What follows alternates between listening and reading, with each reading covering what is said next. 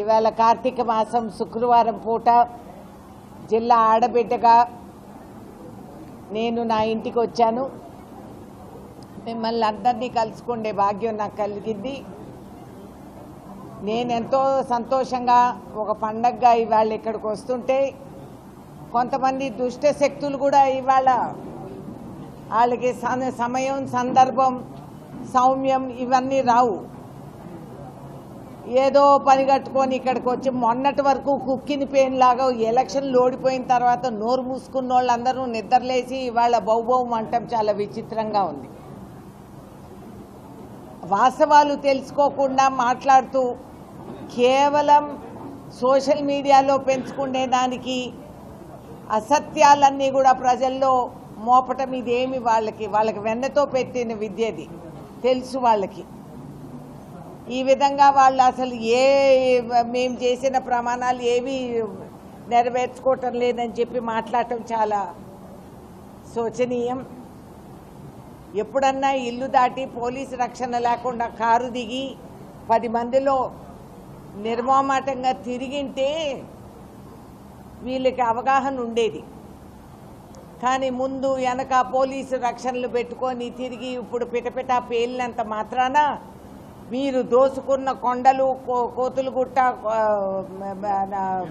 కుక్కల గుట్ట, ఇవన్నీ కూడా మేకల గుట్ట, ఇవన్నీ గుట్టలు మాయమైపోయి ఇప్పుడు సాఫీ అయిపోయినాయి. అందరికీ తెలిసిన వాస్తవాలు ఇవి. కోయన వెంకన్న గారు వాస్తవాలతో తీసి ఈవెన్ లోకాయుక్తలో కూడా పెట్టడం కూడా జరిగింది. కాబట్టి కేవలం ప్రజల్ని మభ్యపెట్టి పరిపాలన ప్రభుత్వాన్ని ఏ విధంగా కించపరచాలి అనేది ప్రతిపక్షం పాత్ర అది కాదు అనేది వాళ్ళకి అర్థం కావటం లేదు. నిజంగా మీకు ఏదన్నా సహానుభూతి ఉంటే ప్రజల్లోకి వెళ్ళి తిరగండి, కలవండి, తెలుసుకోండి. ఏదన్నా ఉంటే ఏ సందర్భం అయినా చెప్పండి, సలహాలు ఇవ్వండి. అంతేగాని మీ చేతకాంతనానికి మీరు ఈ విధంగా పెట్టుకోవటం అందరికీ తెలిసిన వాస్తవాలు. రాష్ట్రంలో ఒక మాట పేల్తారు, కేంద్రానికి వెళ్ళేటప్పటికీ మీ ఎంపీలతో మీరు అందరూ కూడా కేంద్ర ప్రభుత్వానికి ఓట్లేసుకున్నారు. అమ్మాయి గారిని జైల్లో పెడితే విడిపించుకునేదానికి మీరు ఏం తపనలు, ఎన్ని ప్రార్థనలు, ఎన్ని బేరాలు పెట్టుకున్నది అందరికీ తెలుసు, అందరికీ తెలిసిన వాస్తవాలు. కాబట్టి ఇవాళ రాష్ట్ర ముఖ్యమంత్రి పైన, జిల్లాలో మంత్రుల పైన పేలడానికి అవసరం లేదు. అన్నీ సక్రమంగా జరుగుతున్నాయి. ఆడవాళ్ళు చాలా హ్యాపీగా ఉన్నారు. వాళ్ళు ఉచితంగా బస్సు ప్రయాణాలు చేసుకుంటూ వాళ్ళు తిరగలుగుతున్నారు. ఈ విధంగా సస్యశ్యామలంగా అన్నీ జరుగుతూ నూతన విధానం అవలంబించి రాష్ట్రాన్ని శాశ్వతంగా ఒక ప్రగతి దీనికి తీసుకురావాలని, ఈ రాష్ట్రం యావత్ భారతదేశంలో ఒక బెంచ్ మార్క్గా నిరూపించాలని చెప్పి ఆలోచించిన ముఖ్యమంత్రిని కావాలని కించపరుస్తూ ఈ విధంగా ఈర్ష్య, అసూయతో వాళ్ళు ప్రవర్తించటం చాలా శోచనీయం. హరీష్ రావు గారు ఇక్కడికి రావటం, చెప్పటం, మార్కెట్లోకి వెళ్ళి 8 గంటలకు ఎందుకు కొనుగోలు పెట్టడం లేదనేది ఇట్స్ ఎ జోక్. ఎప్పుడన్నా జిల్లాలో ఉన్న మంత్రికి వాస్తవాలు తెలిసింటే ఆయనకు బ్రీఫింగ్ అన్నా ఇచ్చిండేవాడు. 8 గంటలకి ఎవరు రారు సార్. మాది మారుమూల ప్రాంతాల నుంచి వాహనాలు కట్టుకొని మార్కెట్కి వచ్చేటప్పటికి 9 అవుతుంది. మీరు చెప్పిన దానికి 8 గంటలకు దుకాణం తీసి పెట్టుకుంటే అది అయ్యే పని కాదు. ఎప్పుడన్నా నాగలు పెట్టి దుల్ది నీటి సౌకర్యం ఏమైపోయినాయి? కమిషన్ భగీరథ, కమిషన్ కాళేశ్వరం, ఈ కమిషన్లలో మీ పోయినాయి మీ కాలం.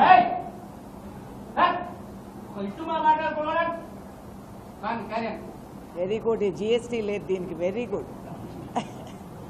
ఈ విధంగా ఇన్ని అవకతవకలు జరిగినందుకు మీరు ఇప్పుడు వచ్చి మాజీ మంత్రి ఇక్కడ ఏదో మాట్లాడుతున్నాడు, అవి చేసినాం ఇవి చేసినాం. మీరు అవన్నీ చేసింటే మీరు ఓడిపోయి ఉండేవాళ్ళు కాదు. మీరు చేసింది మీ చుట్టాలకి, మీకు తెలిసిన వాళ్ళకి, ఇండ్లు ఉన్నోళ్ళకి డబుల్ బెడ్రూమ్లు ఇచ్చుకున్నారు. మీరు చెప్పిన డబుల్ బెడ్రూమ్లు ప్రజలకు అందలేదు, అన్ని మీరు కట్టలేదు. మీరు చెప్పిన మోసాలు ఇక్కడ రైతాంగానికి బేడీలేసిన వాస్తవం మాకందరికీ తెలుసు. నేను స్వయంగా ఇంటింటికి తిరిగి వాళ్ళకి ఆర్థిక శక్తిని అందించి వాళ్ళ కేసుల గురించి కూడా మేము కాపాడుకున్నాం. ఈ విధంగా సమాజంలో ప్రతి వర్గాన్ని నానా హింసలు పెట్టిన కేసీఆర్ ప్రభుత్వం ఇవాళ వచ్చి ఖమ్మం జిల్లాకు వచ్చి ఇట్లా మాట్లాడుతూ ఉంటే జాలి కలుగుతుంది అంతే. I feel sorry for them. పాపం ఓడిపోయి ఏం చెయ్యాలో తెలియక అహంకారంతో రాజ్యమేలి ఎల్లకాలం మేమే ఉంటామని మీసాలు తిప్పిన వాళ్ళందరూ ఇవాళ నువ్వు రోడ్డు మీద నడిస్తే నిన్ను గుర్తుపట్టే దిక్కు కూడా ఎవరికీ లేదు. కాబట్టి ఊరుకోండి. రాష్ట్ర ప్రభుత్వం ఎన్నో విధాలుగా ముఖ్యమంత్రి రేవంత్ రెడ్డి గారు పని కట్టుకొని నిద్రాహారాలు మానేసి ఆయన పని చేస్తున్నారు. ఏ పని చేసినా శుభం పలకరా అంటే వీళ్ళు అది సామెత ఉందే, ఆ విధంగా వీళ్ళు ఆయన మీద వ్యక్తిగతంగా దూషించి ఆయన మీద విరుచుకుపడటం చాలా శోచనీయం. ఈర్ష అసూయ మనిషి కానీ మానవత్వానికి ఒక సహజం అనుకుందాం.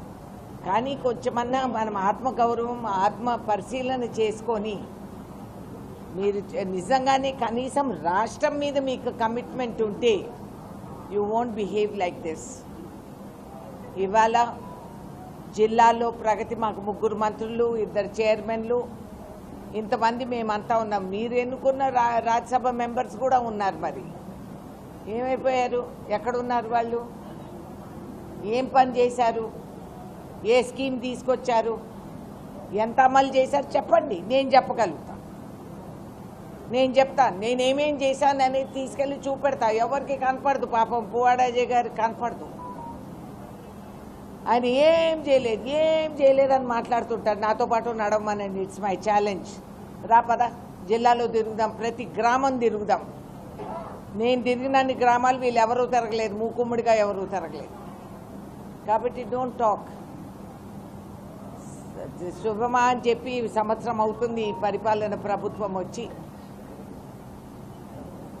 కొన్ని కారణాల వలన కొన్ని ఆలస్యంగా జరిగినాయి కానీ జరుగుతున్నాయి. ఎక్కడా కూడా ఆగిపోయినాయి కానీ జరగలేదని కానీ అనడానికి వీల్లేదు. మధ్యలో ఎలక్షన్స్ రావటం కూడా జరిగింది. మాకు ఎలక్షన్ గెలిచి ముఖ్యమంత్రి అయిన తక్షణం వెంటనే మళ్ళీ జనరల్ ఎలక్షన్స్ వచ్చాయి. ఆ తర్వాత వివిధ కారణాలు మనకు ఈ ఫ్లడ్స్ వచ్చాయి, వర్షాలు అనుకోని రీతిలో వర్షాలు వచ్చాయి. అయినా కూడా వాళ్ళు మా నెత్తిన మోపిన లోన్ భారం, మీ అందరి మీద మోపిన లోన్ భారం, అది మీ పిల్లలు మనవాళ్ళు మనవరాళ్ళ పైన కూడా ఉంది అప్పుల భారం. ఆ భారం అంతా అంచెలంచెలుగా తీర్చుకుంటూ సమయానికి పోలీసు వాళ్ళకి జీతాలు చేరటం, ఈ విధంగా మీరు చేసిన మీలో ఉన్న కొరతలన్నీ కూడా ప్రజల పైన మోపకుండా ముఖ్యమంత్రి గారు కష్టపడి నిధులు రేజ్ చేసి ఇవాళ సమయానికి శాలరీస్ చేరటం, అన్ని విధాలుగా అన్ని పనులు సక్రమంగా జరుగుతున్నాయనేది అందరికీ తెలిసిన వాస్తవం. అదే కాకుండా రాబోయే పార్లమెంటు 25వ తేదీ నుంచి పార్లమెంటు సమావేశాలు మొదలెడతాయి. ప్రత్యేకంగా నేను జిల్లాకు వచ్చింది అందుకే. పార్లమెంటు ముందు మీకు కొన్ని విషయాలు మీకు తెలపాలి. రాజ్యసభ మెంబర్గా కేవలం ఒక జిల్లాకే పరిమితం అవ్వను. అయినా కూడా ఖమ్మంని నా నోడల్ జిల్లాగా నేను ఇవ్వడం జరిగింది. రాష్ట్ర వ్యాప్తంగా దేశవ్యాప్తంగా మీకు తెలుసు హర్యానా, మహారాష్ట్ర, జార్ఖండ్ ఈ ఎలక్షన్స్ అన్నీ కూడా ఉన్నాయి. రాజ్యసభ సభ్యురాలుగా నాకు అక్కడ కూడా బాధ్యతలు పెరిగినాయి. కానీ జిల్లా అభివృద్ధి అనేది నేను మర్చిపోను, ఏ పూట పక్కకు పెట్టను. కాబట్టి ఈ మధ్య కాలంలో సుజాత నగర్లో నకిలీ విత్తనము రైతులకు ఇచ్చి కొన్ని వందల మంది రైతులు నష్టపోయి వాళ్ళు తహతాలాడుతూ ఉంటే కలెక్టర్తో సంప్రదించి కంపెనీ వాళ్ళని పిలిపించి వాళ్లతోనే రైతులకి నష్టం వాళ్ళు కట్టుకోవాలనే దాంతో ఆల్మోస్ట్ 6,500 రూపీస్ పర్ రైతు we have been able to give. వందలాది మంది రైతులు సుఖపడ్డారు. దాంతో వాళ్ళకి వచ్చింది. మాటికి నేను చెప్తూనే ఉంటాను, ఈ నకిలీ సీడ్, ఫేక్ సీడ్ అమ్మే వాళ్ళని రాష్ట్రం నుంచే బహిష్కరించాలి. They should be blacklisted. ఒక సామాన్య రైతు ఎంత నష్టపోతాడు, కుటుంబం అంతా కూడా కూలిపోతుంది అనే అవగాహన కూడా లేకుండా అంత నిర్దాక్షిణంగా వాళ్ళు ఈ విధంగా ప్రవర్తించడం చాలా శోచనీయం. మీకు అందరికీ తెలుసు, గతంలో కూడా ఎయిర్పోర్ట్ అనేది కొత్తగూడెంలో, ఎందుకంటే మనకి అక్కడ సెంట్రల్ స్కీమ్స్ ఉన్నాయి, మనుగూరు హెవీ వాటర్ ప్లాంటు, అలాగే సింగరేణి కోలిరీసు, ఇవన్నీ ఒక ప్రీ కండిషన్ ఎయిర్పోర్ట్ పెట్టడానికి మన దగ్గర ఉన్నాయి. కాబట్టి పబ్లిక్ సెక్టర్ అండర్టేకింగ్స్ ఆ రోజుల్లోనే ప్రఫుల్ పటేల్ గారు సివిల్ ఏవియేషన్ మినిస్టర్గా ఉన్నప్పుడు టీముని తీసుకొచ్చి ఇక్కడంతా కూడా మేము సర్వే చేపించి ఈ రిపోర్ట్ ఉంది. ఆల్రెడీ ప్రస్తుత కేంద్ర సివిల్ ఏవియేషన్ మంత్రి గారితో చర్చించటం, దీన్ని ముందుకు తీసుకెళ్తాం. కొంతమంది ఇక్కడ కాదు ఇంకెక్కడో అని చెప్పి డిమాండ్ చేశారనేది కూడా వారు నాకు చెప్పారు. వాస్తవానికి నేను చెప్పిన లొకేషన్ బ్రహ్మాండంగా ఉంది. అది కాదు అనుకుంటే పక్కన కూడా ఉన్న భూమి మనం కేటాయించగలుగుతామనేది వారికి తెలవపరచడం జరిగింది. అతి త్వరలో ఈ ఎయిర్పోర్ట్ మనం ఏర్పాటు చేసుకోవటం జరుగుతుంది.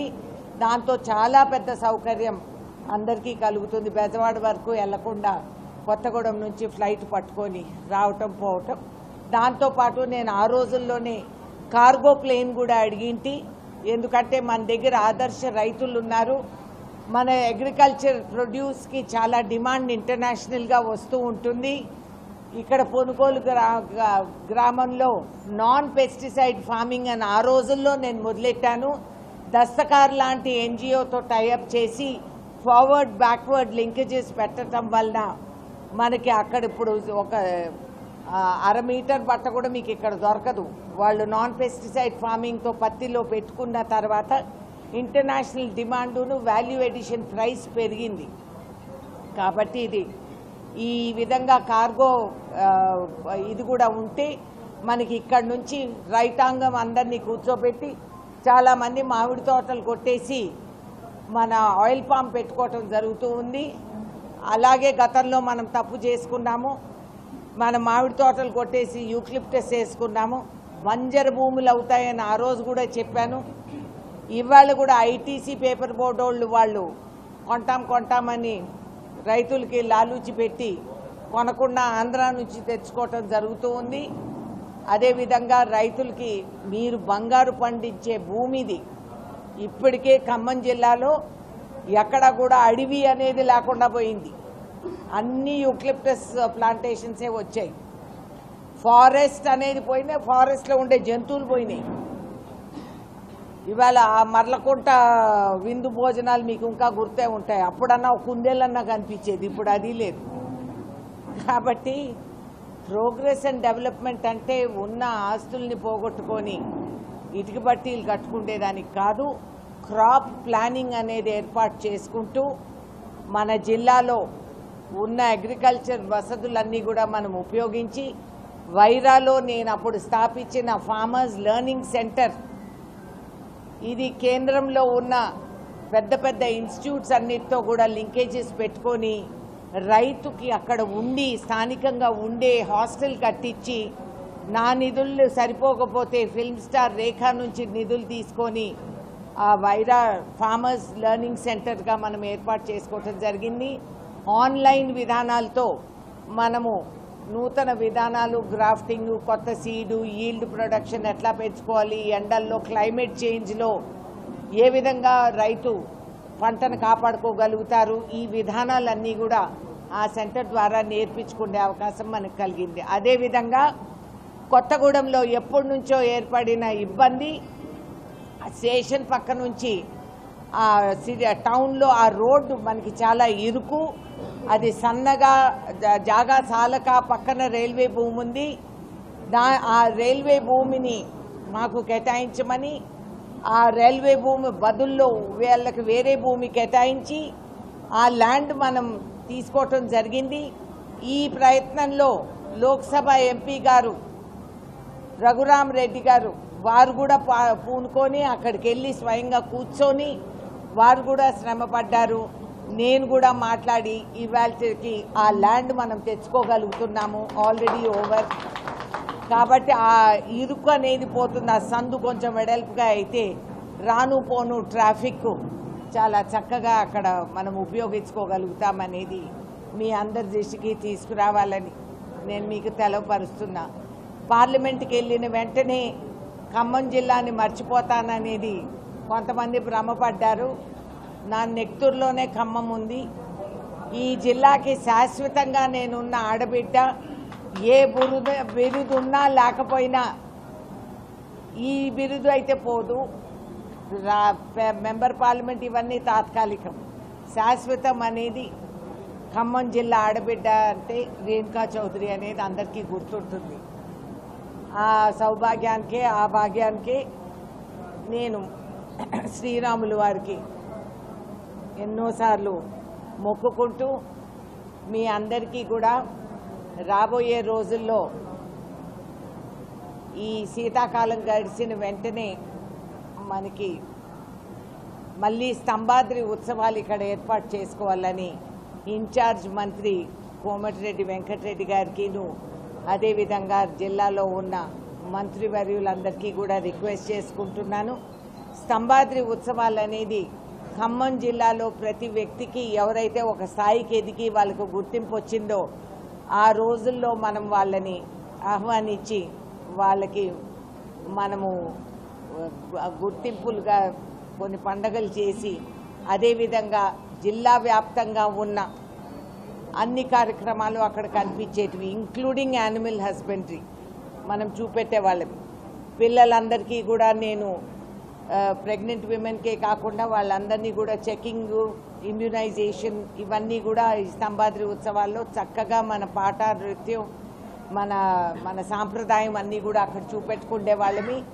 అప్పుడే ఆ రోజుల్లోనే డిమాండ్ వచ్చేది. ఇంకోటి ముఖ్యంగా నా కోరిక, మత్స్యకారులకి పాలేరు నియోజకవర్గంలో ఆ రోజుల్లో నా నిధులు కేటాయించి సైంటిస్ట్ గారు ఉండేవారు. పాపం మా లేడీ చాలా చక్కగా పనిచేశారు. వారు తుమ్మల సుగుణ గారు. వారితో నేను ప్రాన్ డెవలప్మెంట్ చేపించడం జరిగింది. ఇవాళ ఖమ్మం జిల్లాలో కొర్రమీను, బంగారు తీగ, రొయ్య అనేది మనం స్వతహాగా సీడ్ డెవలప్ చేసుకొని లేక్స్లో మనం సీడింగ్ చేసుకోవటం జరిగింది. ఈ రొయ్యలు చేపల కోసం హైదరాబాద్ నుంచి చాలామంది పెళ్ళిళ్ళకి వాటికి ఇక్కడ నుంచి వచ్చి కొనుక్కొని వెళ్ళటం జరుగుతూ ఉంటుంది. అందుకే అక్కడ మత్స్యకారులందరికీ ప్రత్యేకంగా వాళ్ళ పండగని చూసుకొని ఆ బండు రోడ్డు పైన ఫిషర్మెన్స్ ఫెస్టివల్ అనేది నేను ఏర్పాటు చేయబోతున్నాను.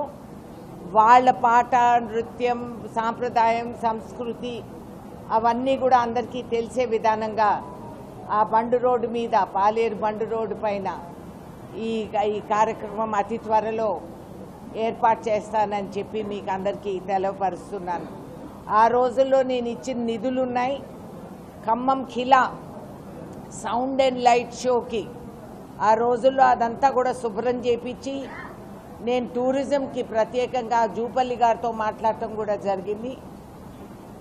కాబట్టి ఈ టూరిజం డెవలప్మెంట్ ఇక్కడ నేలకొండపల్లిలో 11th ఫైనాన్స్ కమిషన్ నుంచి నిధులు తీసుకొచ్చి ఆ రోజు బౌద్ధుడి స్తూపాన్ని మళ్ళీ మనం రీకన్స్ట్రక్ట్ చేసి రెస్టోర్ చేసి ఏర్పాటు చేశాం. బౌద్ధుని టూరిజం మీద జపాన్, చైనా లాంటి దేశాలందరూ కూడా ఎత్తుక్కుంటూ వస్తారు. చాలామంది చైనాలో బౌద్ధుడు భక్తులు ఎవరైతే ఉన్నారో రాత్రి నిద్రపోయే ముందు భారతదేశం తరఫున కాళ్ళు చూపెట్టకుండా పడుకోవాలనేది వాళ్ళు ప్రయత్నిస్తారు. అంత భక్తి వాళ్ళకి. బౌద్ధుడు పుట్టిన దేశం భారతదేశం అనేది వాళ్ళు గౌరవిస్తారు. ఆ గౌరవాన్ని మనం పెంచుకుంటూ వాళ్ళని ఇక్కడ తీసుకొచ్చి తిప్పేదానికి ఏర్పాట్లు చేసేదానికి ఆ రోజుల్లో నేను ట్రైన్ అడిగింటి. ఎందుకంటే స్వతహాగా మన దగ్గర బౌద్ధుడు ఏరియాస్, టూరిజం ఏరియాస్లో ఇన్ఫ్రాస్ట్రక్చర్ మనకి లేదు, టూరిజం సెంటర్స్ లేవు. కాకపోతే ఈ రైళ్లల్లో మనం ఏర్పాట్లు చేసుకుంటే రాత్రి ట్రైన్ ప్రయాణం, పగులు ఈ సెంటర్స్ కాడ ఆగి ప్రజలు దిగి ఈ టూరిజం అంతా చూసుకోగలుగుతారు. జూపల్లి గారికి నేను పదే రిక్వెస్ట్ చేశాను. ఖమ్మం జిల్లాలో బోల్డ్ అంత టూరిజం ఈ మధ్య కాలంలో కొత్త ఆర్కియలాజికల్ డిస్కవరీస్ కూడా మనకి జరగటం బయటకు రావటం జరిగింది. కనీసం స్థానికులుగా ఉన్నోళ్ళు మీరందరూ కూడా వెళ్ళి చూడాలనేది నా కోరిక. అదే విధానంగా నాకు ఢిల్లీలో ఎవరో అడిగారు, మీ ఖమ్మం జిల్లాలో ఒక రెస్టారెంట్ ఉంది చాలా ఫేమస్ అని. ఇంతవరకు నేను అక్కడ భోంచేయలేదు. సో అదేదో తెలుసుకొని అక్కడికి వెళ్దామని చెప్పి మిమ్మల్ని అందరినీ కూడా రిక్వెస్ట్ చేస్తున్నాను. KTPS అదేవిధంగా మీకు అందరికీ తెలుసు, KTPS నేను second, third, fourth, fifth stage వరకు నేను స్వయంగా ఏర్పాటు చేసుకొని దాన్ని పెంచడం జరిగింది. ఇప్పుడు అనుకోని విధానంలో వాళ్ళు కొన్ని ఆపేయటం, కొంచెం మూత వేయటం, కొన్ని మిషన్లు అన్నీ కూడా పాత అవ్వటం ఇవన్నీ జరిగాయి. కానీ దీన్ని రెస్టోర్ చేసి మన జిల్లాకి ఎంతైనా ఇంపార్టెంట్. అది ఎంప్లాయ్మెంటే కాకుండా పవర్ జనరేషన్ కూడా. ఆ రోజుల్లో మన దగ్గర బొగ్గు సింగరేణి నుంచి గుజరాత్కి వెళ్ళేది. గొడవ పెట్టుకొని గుజరాత్ బార్డర్ కార్డు ఉంది, వాళ్ళు ఇంపోర్ట్ చేసుకోగలుగుతారు, మాకు అవసరం అని చెప్పి తీసుకోవటం జరిగింది. ఆ విధంగా మనము స్టేజ్ బై స్టేజ్ పెంచుకోగలిగాము. ఇవాళ రోజు 8th స్టేజ్ KTPSకి నేను నెక్స్ట్ ట్రిప్లో కొత్తగూడెం వెళ్తాను. అక్కడ ట్రేడ్ యూనియన్స్ వాళ్ళందరితో కూర్చొని మాట్లాడి, ఓనర్స్ అందరితో కూడా CMDలు వాళ్ళతో మాట్లాడి ఏ విధంగా దీన్ని మనం పెంచి రెస్టోర్ చేసి జిల్లా బెనిఫిట్ అయ్యేటట్టు చూసుకోవాలి. అదేవిధంగా మీకు అందరికీ గుర్తు, పాలవంచలో స్పాంజ్ ఐరన్ ప్లాంట్ మూత వేసి బీజేపీ ప్రభుత్వం దాన్ని డిస్ఇన్వెస్ట్మెంట్లో పడేస్తే దెబ్బలాడి ఆ రోజు కూడా జలీల్ గారు ఉండి నా దగ్గర ఆయన గైడ్ చేస్తూ ట్రేడ్ యూనియన్స్ అన్నిటినీ కూర్చోబెట్టి, మేనేజ్మెంట్ని కూర్చోబెట్టి ఆ రోజుల్లో మేము మాట్లాడి ఆ కంపెనీని పెంచి ప్రాఫిట్లోకి తీసుకొచ్చి కేంద్రానికి మేము 100 కోట్లు సుమారు కేటాయించి ఇవాళ నేషనల్ మినరల్ డెవలప్మెంట్ కార్పొరేషన్తో మర్జర్ చేసి ఉద్యోగాలు పెంచిన రోజులు ఉన్నాయనేది మీరు గుర్తుపెట్టుకోవాలి. ఈ విధంగా జిల్లా అభివృద్ధికి, ఇక్కడ ప్రజా సౌకర్యానికి, అదేవిధంగా స్కూళ్ళల్లో టాయిలెట్ మెయింటెనెన్స్ TRS గవర్నమెంట్ ఇచ్చిన నిధులు కూడా తొలగించేశారు. అవి గలీజ్గా పడుండి ఇప్పుడు స్కూల్ డ్రాప్ అవుట్ రేట్ పెరిగింది. మన ప్రభుత్వం వచ్చిన వెంటనే CM గారితో మాట్లాడి ప్రిన్సిపల్ సెక్రటరీ ఎడ్యుకేషన్కి తెలవపరిచి వాళ్ళ దృష్టికి తీసుకొచ్చి ఇవాళ రోజు మనం అన్ని స్కూల్స్లో కూడా వీఆర్ ఏబుల్ టు మెయింటైన్ కనీస అవసరాలు తీర్చేదానికి ముందు అడుగు మేము వేసి ఆడపిల్లలు, లేడీసు, టీచర్సు వాళ్ళందరికీ కూడా సుఖంగా ఉండేటట్టు చేయటం జరిగింది. కాబట్టి జన్మానికి ఒక శివరాత్రి అని హరీష్ రావు గారు వీళ్ళు మొన్నటి వరకు నోరు మూసుకున్నోళ్ళు వీళ్ళు నిద్రలేశారు. అంటే మేకపోత గాంభీరం, ఎవడో వస్తే తోడు అంతవరకు బయటికే రారనమాట వాళ్ళు దాక్కున్న పొదల్లో. కాబట్టి ఇప్పుడు వాళ్ళు వచ్చి ఈడ మాట్లాడినంత మాత్రాన ప్రజలేమీ భ్రమపడరు.